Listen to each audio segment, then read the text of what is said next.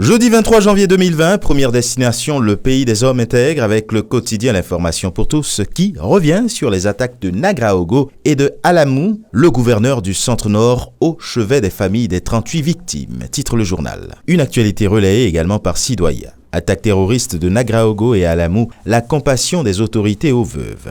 Et pendant ce temps, le pays lui s'intéresse à la pénurie de gaz à Ouagadougou. La situation s'améliore, mais le bout du tunnel est encore loin, relève le journal. Concernant aujourd'hui au Faso, il est plutôt question de l'évacuation imminente de Bassolé en France.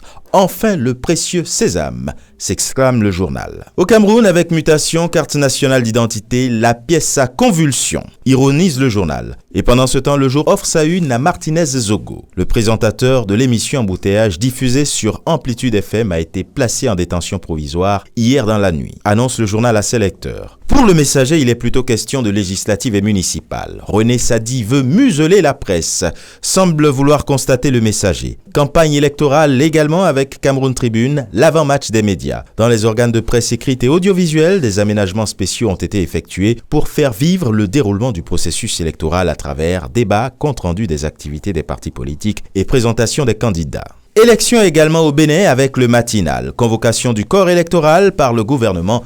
Les communales et municipales sont prévues pour le 17 mai. Une actualité renchérie en manchette de l'événement précis. Élection locale 2020, les électeurs aux urnes le 17 mai pour élire les conseillers municipaux et communaux. Et de 3 avec fraternité, élection municipale et communale de 2020. Le corps électoral désormais fixé. Les Béninois aux urnes le 17 mai. Sur un tout autre registre, la nation s'intéresse aux mesures pour le retour des bénéficiaires de bourses d'études. Clap de fin pour la fuite des compétences. En Côte d'Ivoire, avec Fraternité Matin, préservation des ressources forestières, le pays progresse bien sur ses objectifs, constate le Canard qui, dans la foulée, indique que 5 millions d'arbres seront plantés en 2020 contre 1,2 million en 2019. Après la déclaration des évêques de Côte d'Ivoire, le cardinal Coutois veut rencontrer Ouattara.